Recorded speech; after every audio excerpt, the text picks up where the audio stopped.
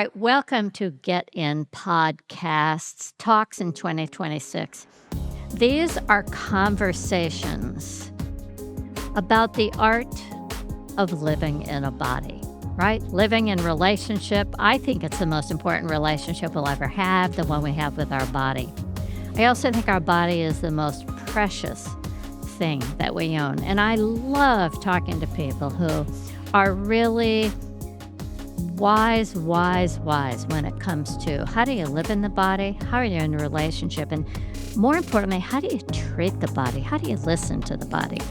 I'm Debbie Rosas, founder and creator of the Neo Technique, a movement art I started about 40 years ago. Understanding the body was genius. How do we listen to this genius, and how do we tap into it and live with our body in meaningful and purposeful ways? For decades, devoted to the idea that the body is genius, its intelligence, and its voice, sensation.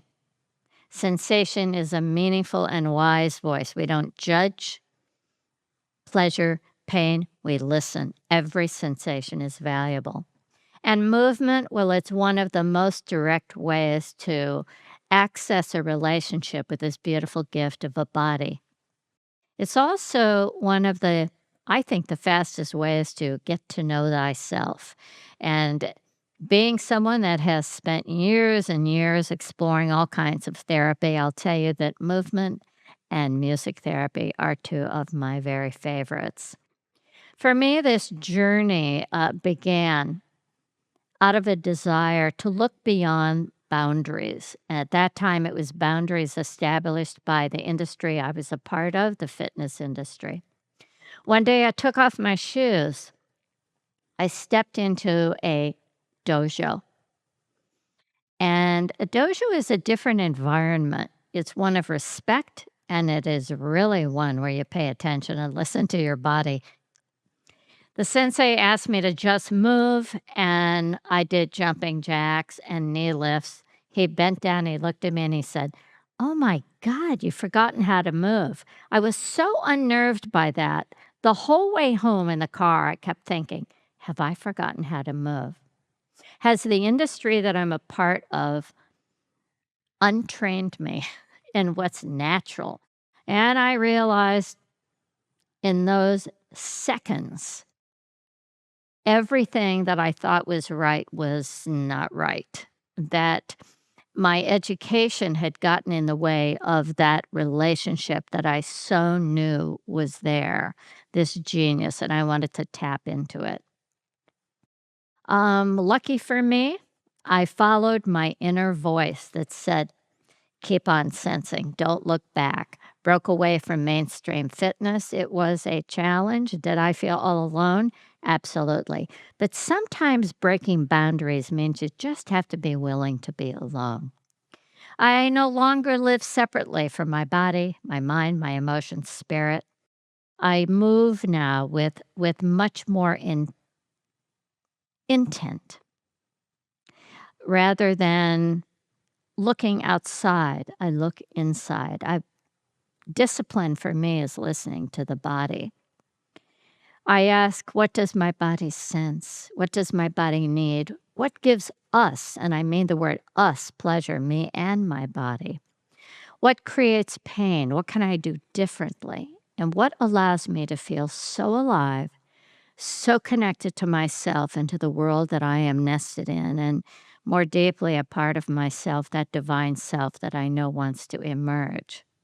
Today, I'm honored to welcome Dr. Martha Eddy, international respected, and here you go, advocate for somatic movement education and therapy. I happen to think all education is therapy when you know that it is. A leading voice in relationship between what I love, movement, health, embodied cognition, social justice, and that body-mind connection. For more than 4 decades, she has worked at the intersection of dance. If you know anything right now, neuroscience is saying dance, dance, dance, right? The Dance, movement, science, education, training, social action, all in one package. She's founder and director of Dynamic Embodiment, Somatic Movement Therapy, a training program if you're interested, and co-founder of Moving On Center, co-founder and director of programming and research at Moving for Life. There's a lot here to unpack. She developed Moving for Life to support people affected by cancer through accessible dance, movement, and wellness practices. Those of you that teach Nia Moving to Heal, you know how valuable movement is in people dealing and living with short and long-term illnesses. It began as an outreach program for women with breast cancer, and it's grown into a nonprofit that serves older adults and people all ages living with or recovering from cancer. Her work integrates the Laban, Bartenieff Movement Studies, body-mind centering, perception-motor development, embodied anatomy, creative expression, social awareness, all in one package. Her dynamic embodiment method is guided by a process we're going to talk about, OSO, observe, support, and optimize options, right? Options. That's what it's all about to have longevity in the body. What can I do? Not what can't I do? What can I do? She's the author of some books. We'll talk about that before she leaves, tell you exactly where to get them. Mindful Movement, The Evolution of the Somatic Arts and Conscious Action, and co-author of a dynamic embodiment approach to sun salutation.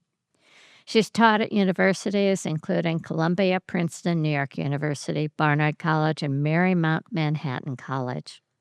Her work, well, as you maybe get by now, it reaches way beyond what you consider is available in a dance studio. She's brought movement into schools, cancer recovery communities, trauma-sensitive environments, environmental advocacy, peace education, and violence prevention. Don't we need all of that? Absolutely. She spent her life exploring how movement can support, I love this word, we all need it. You ready? Self-regulation. More so ever today. How do we feel and self-regulate? How do we express and self-regulate? And how does self-regulation create a quality of resilience, deepen our human connection, and help us create, oh boy, please, meaningful social change in a world that feels a bit crazy right now?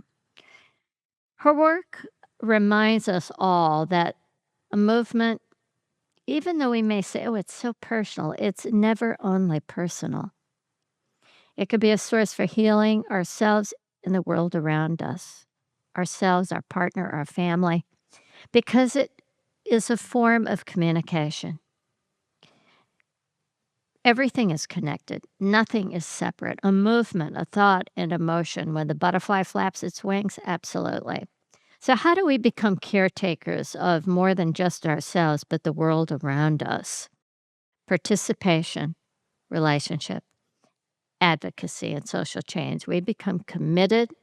We begin to believe how meaningful and important that is and that we can make a difference. Martha, I am so excited to welcome you to get into this conversation. This is such an honor. It's been probably 28 years or so that I've been tracking you, and we've had a few email exchanges over those years, but it is so great to actually have an hour together to speak. And perfect timing. I do have to give a shout out to Caroline Coles for bringing us together.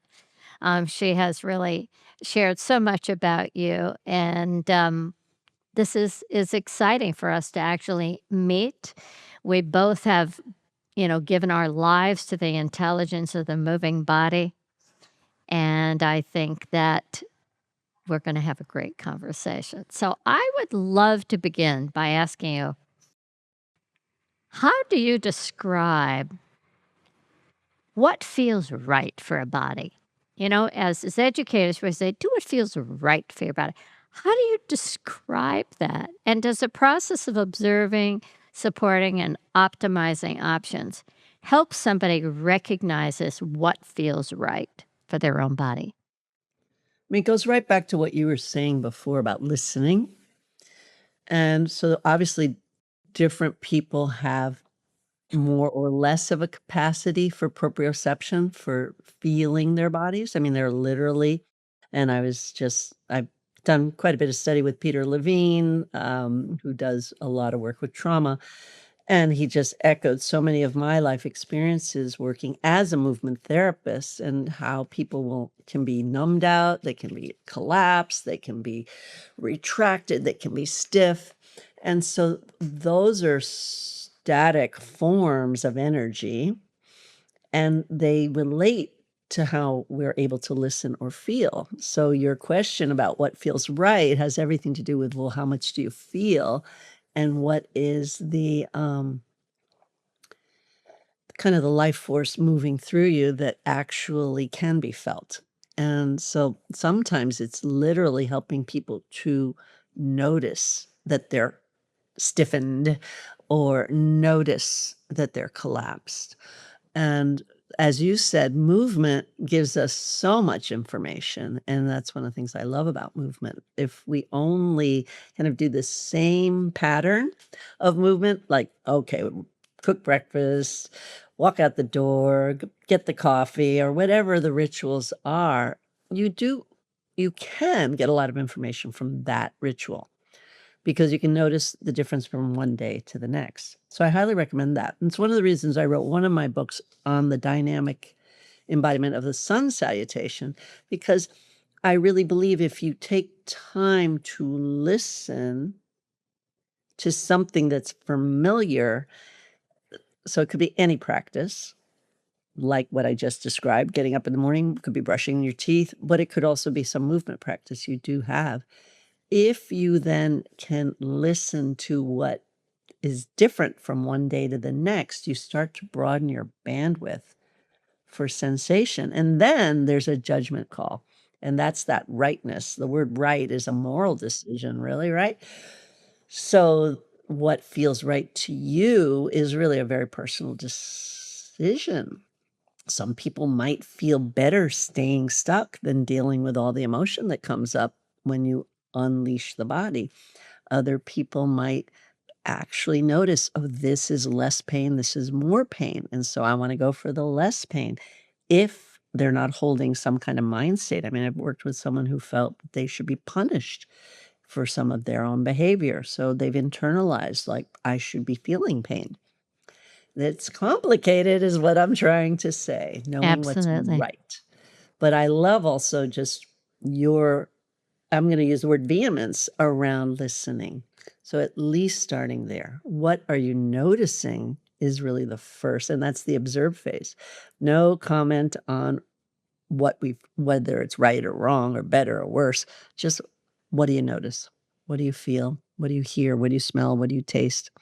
Any of that is a really good beginning place just You to get know, it going. it can be easier, I believe, when somebody is feeling well to say, observe, just notice. And yet, your experience of working with cancer patients and Nia, serves people that are feeling good and also people that are challenged. They observe, support, and optimize options when the desire is to want to completely disassociate from the pain, and rightly so. How what have you found that is beneficial for someone to use, observe, support, and optimize even when they're in pain? Yeah, I mean, actually, one of the first things I start with is that pain is a gift. Without pain, we wouldn't know that we're actually, and now we're gonna go to the beautiful vessel of our bodies and the gift of our bodies, that we're somehow putting too much stress or overwhelm into our bodies.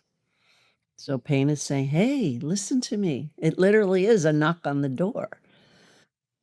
So that knock on the door in moving for life is felt just by moving. Again, if you're following along with the guidance of a teacher and you're doing something, we're actually constantly cueing somatic awareness. We're saying, how does this feel? We're taking time to feel what it is to put weight in the toes versus the ball of the foot versus the heel versus a flat foot versus the heel versus the ball of the foot and the toes. And this is so important for peripheral neuropathy when people are getting either numb feet or fire feet, they call it, Yeah, from the chemotherapy right. or from diabetes, or from a pinched nerve, or from, there's different reasons that you can actually have numbness or overstimulation.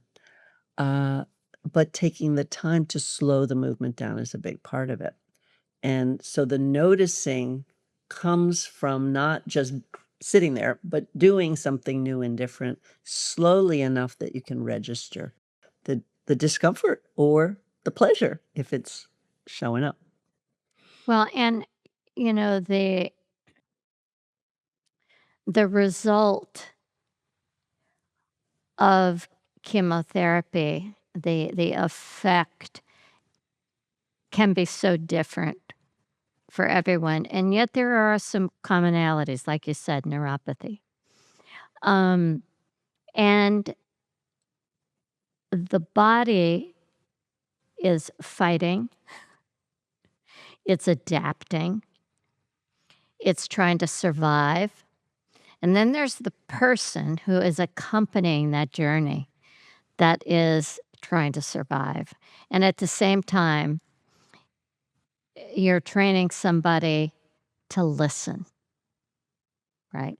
And when fear becomes so predominant,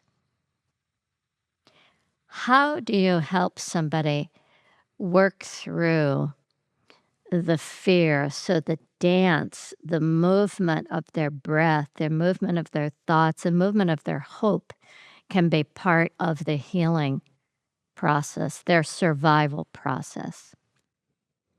I think one of the things that surprised me most with working with, let's say, that more retracted fear, the fear that shows up as kind of withdrawing from life a little bit, backing up the heart, kind of feeling like this is scary, just even not just the life threatening fear of the cancer, but being exposed in a dance class or moving in a way I've never moved before. I mean, that takes a lot of bravery right there for Yeah, anybody, yeah, let alone someone that's going through a huge body image change.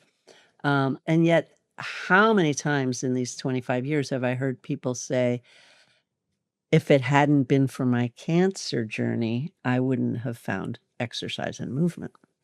And of course, when we started back in 1999, people were still being told just to do bed rest for cancer yeah, treatment. yeah. There was still that fear that somehow maybe the cancer would spread if you were too active.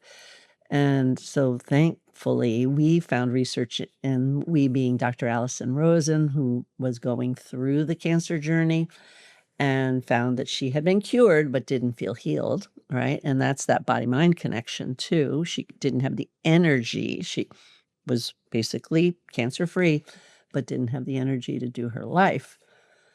Together with, Jan Albert, but, who is a videographer, and so our first videos and filming were with this top-notch award-winning videographer, so very exciting. Annie and I were both researchers, both have our doctorates. She's in psychology, I'm in movement science. And so we right away, and the internet was happening by then, were able to do some searching and found that in Europe, they were noticing the people that were exercising, and of course, hiking and getting outdoors is such a big part of, for instance, the Swiss, the German, and the Dutch cultures that were finding some of this that were finding getting these findings from their research that you could actually recover more quickly, get back to health, get back to your maybe not full, um, a starting point of pre-cancer within 6 months, but certainly within a year or so. And so we just went with it. We just said, "Hey, we've got this other research that's different from what everybody's saying." And the fear was huge then, because then you're actually defying your doctor. Your doctor doesn't even know that this is okay. Now it's like everybody's saying exercise, but it doesn't occur to them that what exercise they do is important, and are they being led by someone who has this body intelligence that you're describing? You can love to dance and you can do harm because you don't understand the body. Meaning, as a dance educator who just says, "Follow me, do me, go harder, go faster, no pain, no gain." I mean, most of those myths have been changed because of the somatic field, I feel, and how we brought in the Eastern traditions of movement like Qigong and Tai Chi and yoga. But even in yoga, as a movement therapist with a private practice, I would say sometimes most of my bread and butter for a while was from yoga injuries, people just being told, "Do it," versus listen to your body as you do it. So back to fear, what we do in Moving for Life, and we have about 55 teachers around the world, is name that, that we totally welcome your fear. That's part of the support. So we observe it, someone mentions it, we might see it in the body. I often, when we have a newcomer into class, and it can be online or in person, say to the quote old timers, whether they've been there 6 months or 15 years, because now we've lasted that long. And some people just come back because they love the exercise and the community. Um, I will say, "Hey, we have a new person in the room or 5 new people in the room. Could you give them some tips for how we do Moving for Life?" And they will talk about do as much as you can. Don't feel badly if you have to sit down. Keep moving. Only do something if it feels good. If it hurts at all, do it with one arm, et cetera, et cetera. They know the cues. And so hearing it from peers that have been through what you've been through, and then from a teacher who has, both credibility from my science background, but all my teachers have learned this, that's a 100-hour training, um, and but then also from the community members, I find helps allay some of that fear. So that's one part. Absolutely. There's one other part with the fear, which is that we don't spend a lot of time there, and I know you do this too. We move into, and that's sort of the offering or optimizing options. Let's have fun. And so going from moving and sort of just having to move into what music do you like? You talked about how music is so important and music therapy. Music is therapeutic, whether it's educational or music therapy. And that part of just giving in to the music and the movement and just allowing endorphins to rise, allowing serotonin to move through you is huge. And people almost always say, "I just feel better." That was our first tagline. It just makes me feel better. Yeah, and that alleviates fear. I mean, they go together. Adrenaline drops, come into your body, you start to feel your own strength, you start to feel different. And it doesn't mean the fears have left or the need for some vigilance may not have totally dissipated, but you have a new resource for coming into your connection with your body, as you talked about, into spirit and the divinity of having a body. And developing, truly feeling like you're developing that relationship and a partnership. I love the phrase, um, not not everybody can be cured, but almost everyone can arrive to a place of feeling a healing, regardless if that is more of emotional or mental or physical, spiritual, whatever. It's all packed together. You inspire a lot in terms of what does it mean to break boundary? What does it mean to see the limitation and say, "Well, what can we do?" Which you have definitely done as a researcher, as you said, going against going against a doctor can be very scary for someone who is in their care. And yet, my conversation with individuals have been, well, my doctor said this, but I feel, right? My doctor says, but I feel, I believe, right? And there's that in between space, that window space. It's almost as though for some individuals, they know there's a way to move beyond the boundary, whether it's coming from a subconscious or conscious level. There's a kind of truth that they're still in touch with at the same time going through the struggle. And I think moving beyond boundaries and expressing truth can come out so much easier when somebody begins to just move, even if they're just imagining it moving. Um, do you have a story that you can share that you say, "This one blew my mind. This is when I saw movement and I saw the magic happen." Well, it's interesting, 2 things. I feel like what you just shared goes back to that earlier question, how do people know when it's right? Because you just described that overriding sensibility that may not be a cognitive learned thought like, "Oh, I shouldn't or should be exercising," but is actually a yearning, a kind of hunger. And when that yearning and hunger comes up and then you feed it, you feel better. So again, there's usually some kind of feel better, whether, as you say, it's mental, emotional, spiritual, or physical. And I love Melanie Young. She wrote the book Getting Things Off My Chest about her double mastectomy.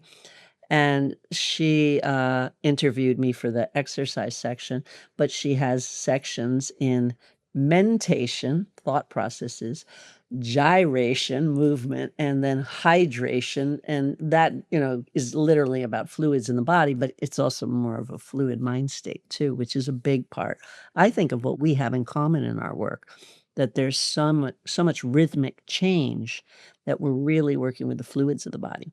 So coming back to a story, this is a group story versus one individual. I have Okay. plenty of individual ones though. But it was my surprise when, and this is another shared piece we have, I studied Aikido starting from, I don't know, age 17, something like that. So it just happened to be offered by a woman from Japan at Smith College, and to this day, I kinda wish I wish I knew what she was a professor of, right, at the college, Right. but this was just an avocational thing. She had an Aikido club, and I didn't go to Smith, but we had this 5-college consortium, so we could join in, and, I had heard about Aikido because in the dance world, we knew, and I had met with and learned from its founder, Steve Paxton, that contact improvisation was motivated from his practice of Aikido. Yeah. The idea of blending energies.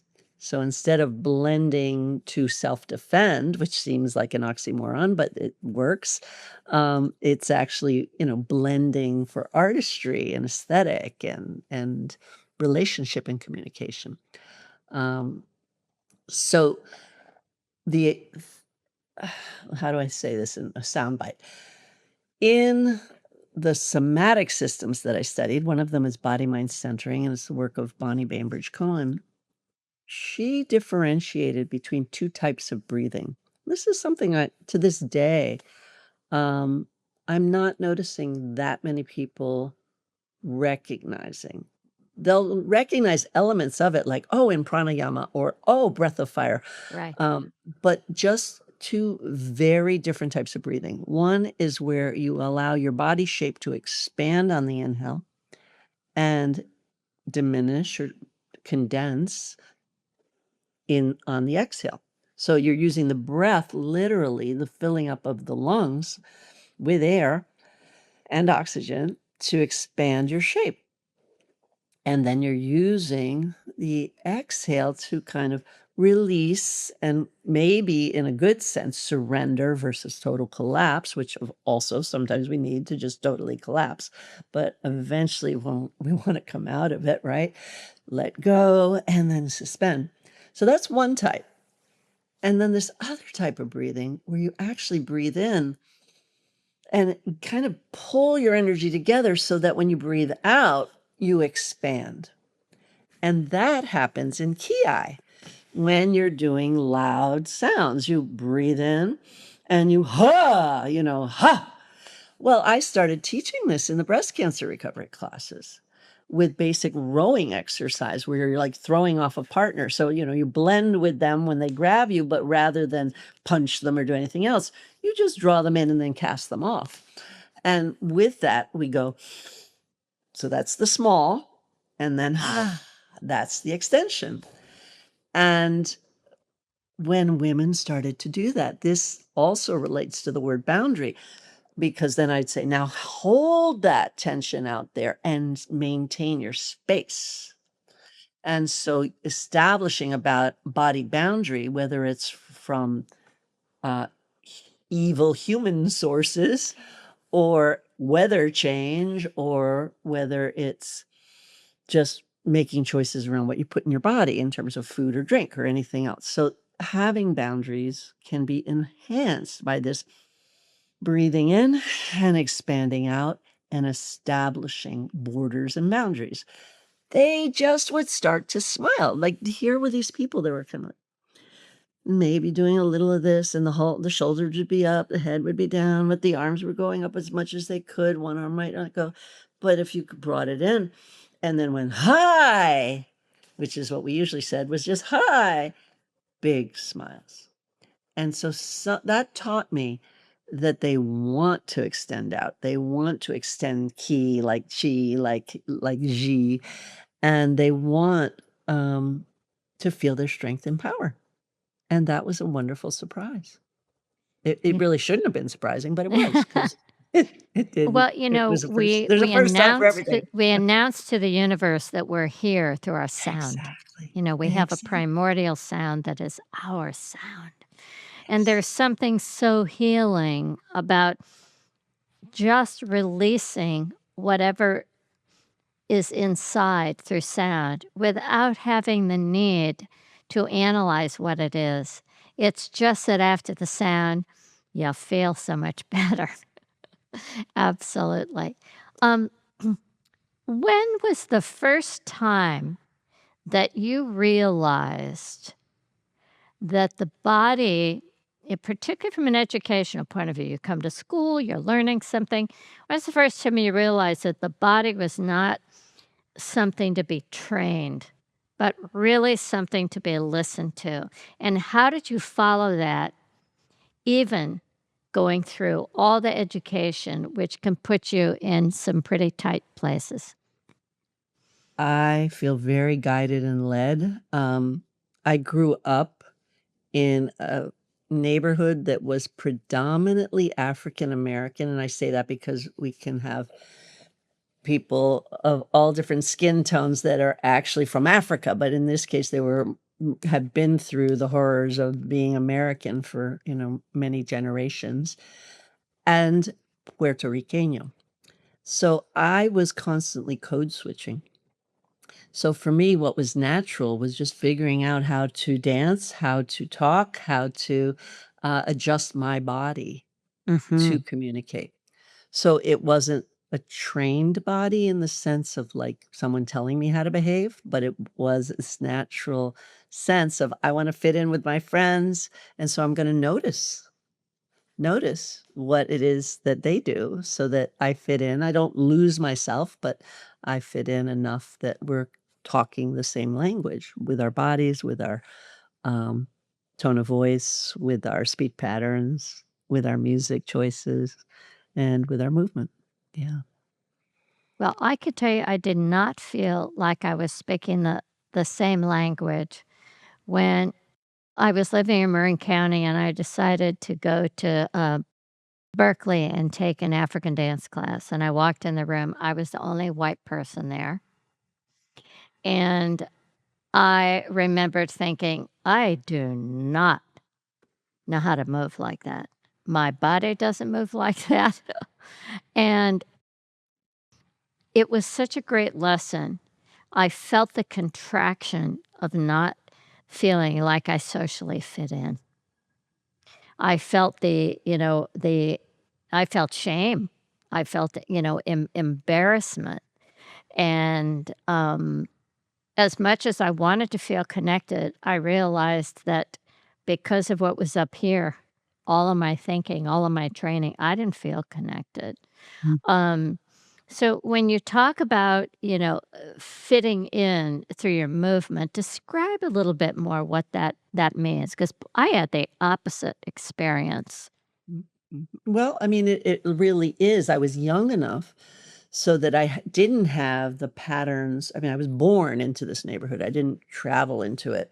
Okay. Um, so I didn't have one set of patterns. I mean, I did have patterns with my grandparents who were very much white Anglo-Saxon Protestants and, with a kind of upper middle class mentality and uprightness and, drawing out the A's, Martha, that kind of thing.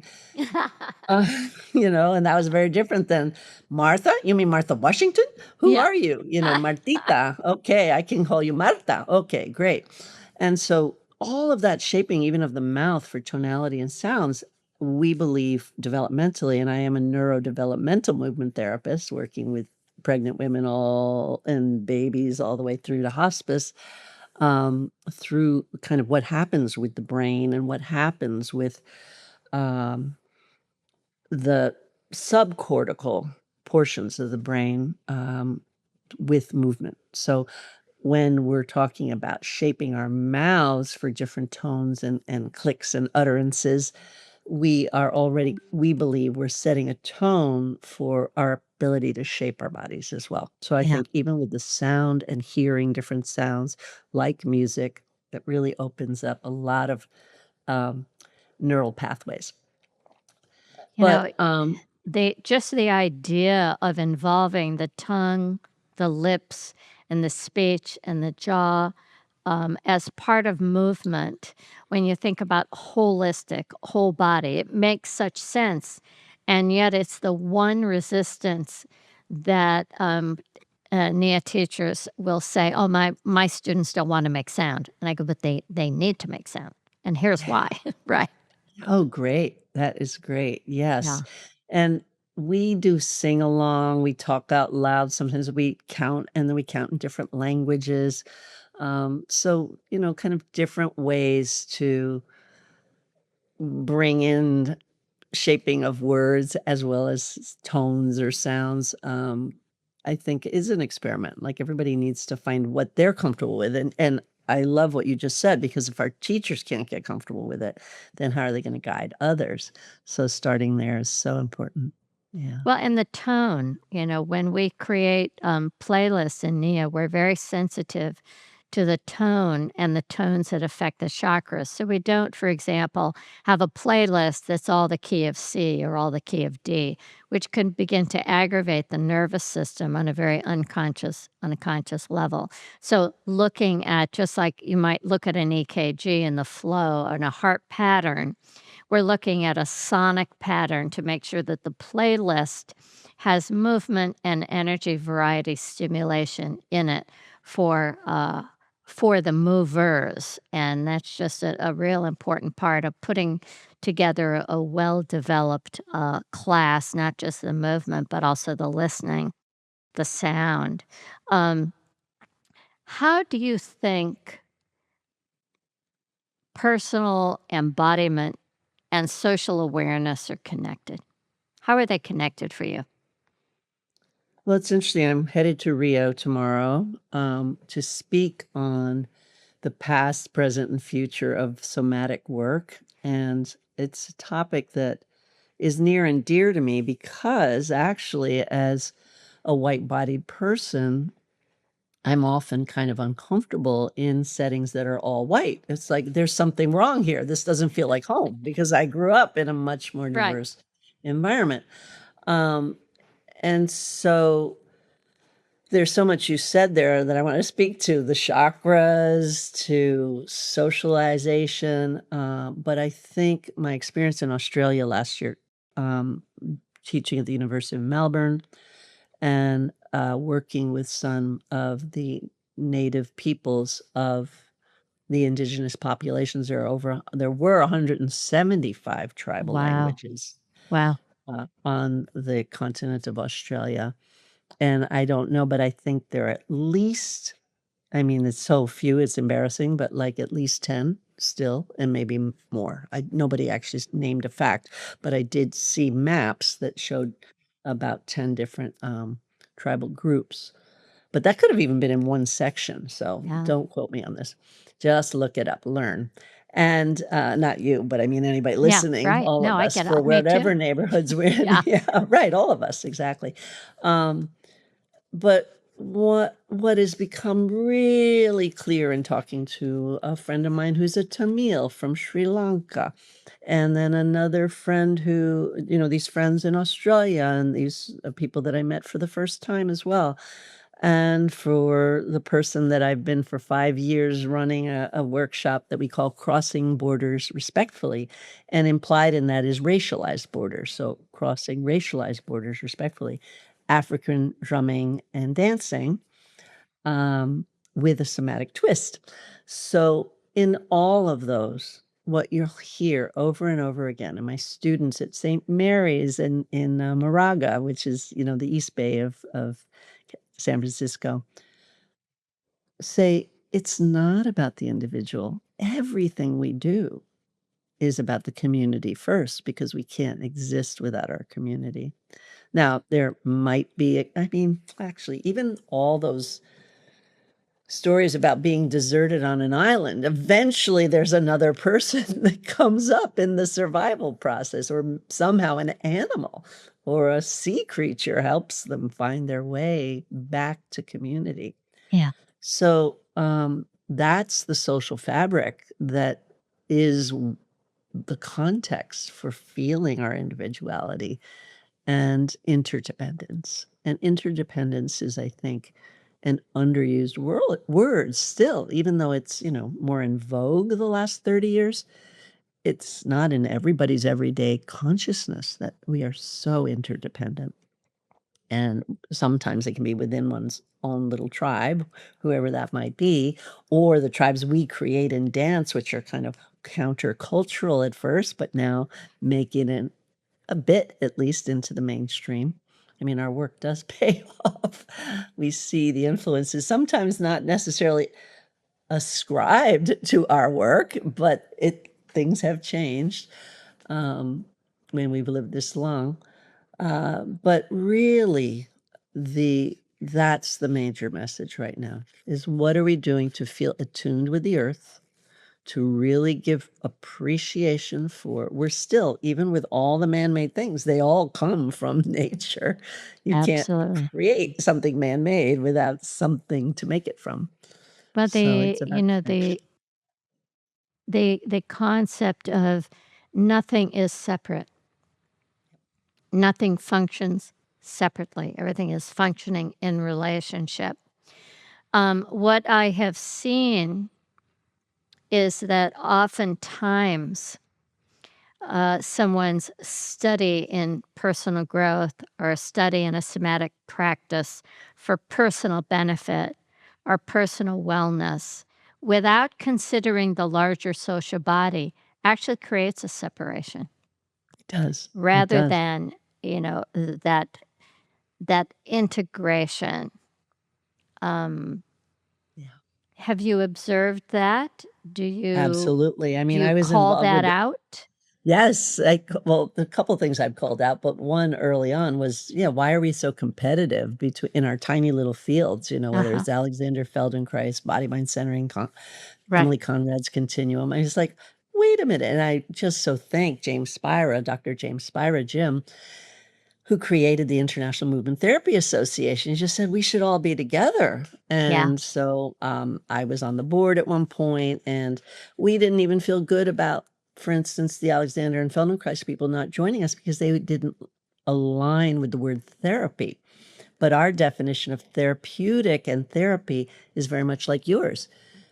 You can't really do a body-mind educational process and not have some therapeutic benefit, and you Exactly. can't do a therapeutic process and Yeah. not use education because it's empowerment. We're talking about learning, not Yeah. just being told what to do, not popping a pill, really learning deeply inside and making it a building that first skill you talked about, beginning to know what feels right to you. That's a big learning process in the somatic work. And hopefully in social somatics. So I have a co-founder of Moving On Center in the Bay Area in Oakland. And Carol used to say social somatics is a fourth type of somatic. So there's somatic movement programs, like I just mentioned. There's also somatic psychology, like Right. somatic experiencing and organic intelligence, and the Alana Rubenfeld's work, and et cetera, et cetera. And then there's somatic body work, people that are mostly just keeping people on the table and not really doing much movement. And then there's social somatics, and she and I are good at fighting, co-directors, and we learn from each other through that embodied conflict and respectful conflict. Yeah. And I said, Carol, social somatics is just a framework that is either there or isn't in any of those three. And she's come around and really gets it. It's like, yes, you can study social somatics separately, but where you're going to apply it is either through movement or touch or talking or, whatever your skill is as a psychotherapist or as a table body work massage therapist, whatever type, and or a movement repatterning person. And in that world, we also have dance and fitness.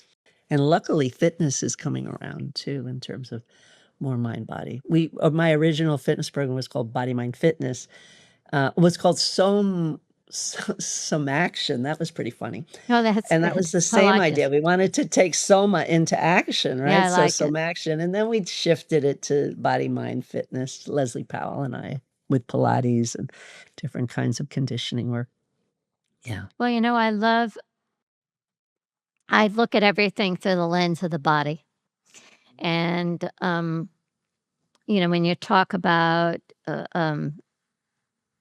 social responsibility or just being aware of the socialization, somatic, social, whatever words you want to put together, the reality is our first in body experience is social with another human being, the mother. And Deeply. it's not, we're not created alone. And then the experience of listening to our own body and learning and living in a body that knows how to take care of its needs when it's hungry or wet or tired or cranky or whatever. And the fire of that expression, how natural it is, and then to watch as the spirit gets domesticated, socialized, in a sense, controlling the flow of life force energy. And, through your work, then people learn how to what? How to fit in, control, feel better about themselves. We can use all of these words. But Or the break out reality of is boundaries. we live in an environment inside and outside that's connected.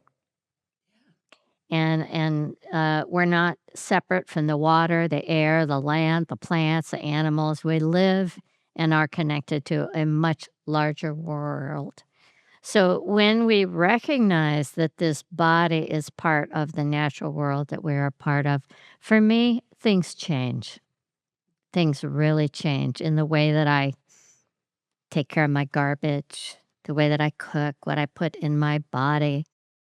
So caring for the body becomes part of caring for the earth. Caring for the earth becomes part of caring for the body. And there's nothing more social than caring for the earth to me. Yeah, Yeah. I agree. I so agree. I'm involved, and now we're getting up to our Oh, 2008. So coming up to our 20th anniversary with global water dances. Oh, And yeah. it's Yeah. very much, local and global. So everybody locally figures out what their water issues are, and we Yeah. do some education, but the dance is coming together Yeah. across the world. 200 groups sometimes Yeah, dancing. we have one of our trainers who does a global water dance every single year out on the coast here. A Yeah, and yeah, Kristen DeGroat too is another person yeah, that often dances with me here. yeah, That's fun. Yeah, beautiful. that's great to hear. Um, There, I know we were gonna wrap it up. I just wanna say that in Mindful Movement, in the book I wrote on the field of somatics, I was toying with where do I put spirituality? And I ended up putting it in the chapter on environmental action Perfect. because I have the same feeling as you. It's that growth into self-care and the somatic awareness that then leads to, oh, I have to take care of the earth, which then leads often to feeling like, oh, there's something bigger than myself. And Yeah. hopefully that also brings in some human connectivity, interdependence. Well, hopefully we will soon see in education, reading, writing, arithmetic, earth, body. Mhm. Wouldn't that be They great? call it, oh gosh, I wrote a chapter together with a woman named Anne Meradian for, again, an Australian book, and it's this is a series for Springer where they're looking for research topics, and it was I think 12-book series. Maybe there was a section of ours that was 3 on, child nature. Yeah, yeah, And the whole idea, and ours was on environmental features in child nature, like how do you set up your classroom to exactly. really foster the keeping alive of that spirit? That's it. Yeah. Keeping alive. You're right on. Well, Martha, I cannot thank you enough for this wonderful confirmation of listening and how important it is not only to listen to like minds, listen to different minds, but just to listen, to be open, to stay curious, to experience what does it mean to live in this gift of a body that through a body I get to feel one with nature, the sky, the water, the earth, the animals. I get to hear the birds. How fantastic is that? That is, for me, the true art of living in a body is living connected with all that is. And as humanity, having conversations about what does it mean to live in the body and participate in that relationship, very, very important. It is our source of perception, relationship, creativity, choice making, and above all, truth. You want to get to somatic truth, you're going to get it in your body, not so much your mind or my opinion on it. Um, Options. What new option as we leave today do you see that is available now that maybe didn't see last year? Hmm. What I've been seeing in the last couple years is just where fear is back at such high levels for at all levels, at the social level and at the environmental level. Um, And so, what is available to us in terms of consciousness is that we can self regulate and that supports co regulation and that trickles out. So, being just where we started, being willing to accept the fears that are coming up. My own child said to me at one point, I think I'm going to start therapy.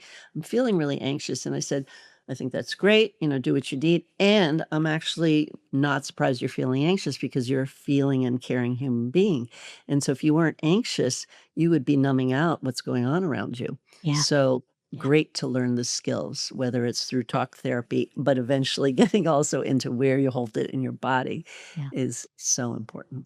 Yeah. Well, everybody, I'm going to leave you with this. We can rebuild a relationship with ourselves and our body. It's a great partnership. We can rebuild trust by listening and not pushing anything aside, but recognizing that all sensation, all information is valuable. We can reconnect with our relationship with both pain and pleasure and we can begin to see options and make choices. We can move to express what words cannot always. We can move beyond boundaries that we perceive are placed upon us, and sometimes boundaries that we place upon ourselves. There's a way to move beyond. We can begin to embrace the fact that movement is not only an art, not only for fitness, health, or well being, but it is a life practice. It is a pathway towards self regulation and resilience, social awareness, freedom, and conscious action. The word is act. Do something today to listen. And remember that your movement does not have to look like anyone else's. It only needs to begin where you are. So keep listening, keep sensing, keep moving. And as we say in Nia, through movement, we find health. I would love for you to share, Martha, your 2 books and tell people how can they get in touch with you if they're interested in working with you or purchasing the book. Well, thank you for that. The simplest is Dr. Martha Eddy, which is EDDY.com. So drmarthaeddy.com. And that then links, it's like an index page to Okay. a lot of other websites. But where our classes and training programs are is dynamicembodiment.org.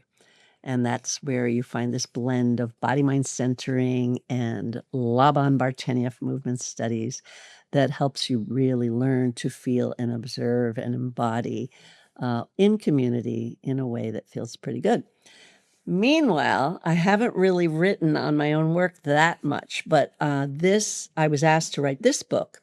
I actually ran into the person who asked me to write it just the other day on the streets of Manhattan. And it's called Mindful Movement, The Evolution of the Somatic Arts. So again, that could be movement, that could be psychotherapy and psychology, and it could be body work. And I'm very adamant about having a social somatic point of view. So there's a chapter on the ways in which somatic thinking is part of indigenous culture. And it really was a source for westernized industrial societies and humans who wanted to heal from these weird diseases that all of a sudden started popping up, like pleurisy and tuberculosis and all kinds of things, influenzas in the end of the 1800s and into the 1900s. So somatics is a fairly new field because Western industrialization is a new way of being. But they're based in cultures that are anywhere from 3 to 65,000 years old. And then, so somatic arts, and this is where we come in, and conscious action. So being able to act consciously. So that's everyday behavior. It's how we brush our teeth, as we talked about. It's how we care for our eyes, which is my favorite class to teach. It's how we dance. It's how we give each other permission to just explore and be creative and try new things and make mistakes and all of that. And that book is by Intellect Books, which is linked to University of Chicago Press, but you can get them on Amazon or through those 2. Intellect Books is in Europe, and there are discounts. And then University of Chicago Press is in Chicago, Illinois. This book I co-wrote with a graduate, Shakti Smith, and Shakti is an amazing yoga therapist. She's also doing shamanic work. She also got her MSW while she was writing this book. She got involved with that.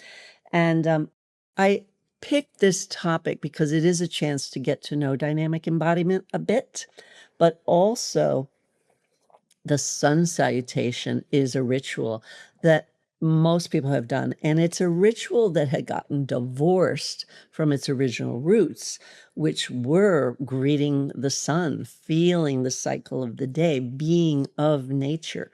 So we're bringing back some of that and not throwing the sun salutation away, in this case, recognizing it as a kind of colonized ritual that it became a fitness thing and devoid of any depth, and finding the depth in it again and bringing back a science concept, which is that our neuroendocrine system, where our nervous system plexes, clusters of nerves, interface with strong hormonal action, the endocrine system, it appears chakras. So this is a way to embody the chakras from the inside, not just the energetic field, but the physical field, and have some impact on your hormonal life as well.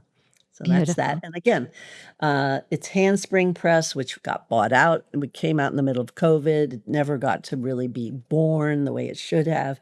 So we're still wanting everybody to know about it, and very excited. Have a lot of accolades for it from doctors, osteopaths, naturopaths, lots of amazing people. And it is part of Singing Dragon Press, but Handspring Works or Amazon. Both of them are on Amazon. So they're there, and they have PDFs and Kindles and other formats too. Awesome. Well, So thank thank you you. for that. Thank you again so much. Before I say goodbye, I'm going to invite everybody listening to just bring your awareness in for a moment. Close your eyes. Smell the moment. Sense that beautiful expansion and get big. And as you exhale, just contemplate, what truths am I holding today? Don't search for the answer. Simply listen. Might come from a sensation, a feeling, an image, a memory, or just a quiet sense of knowing. Trust that inner voice, whatever arises.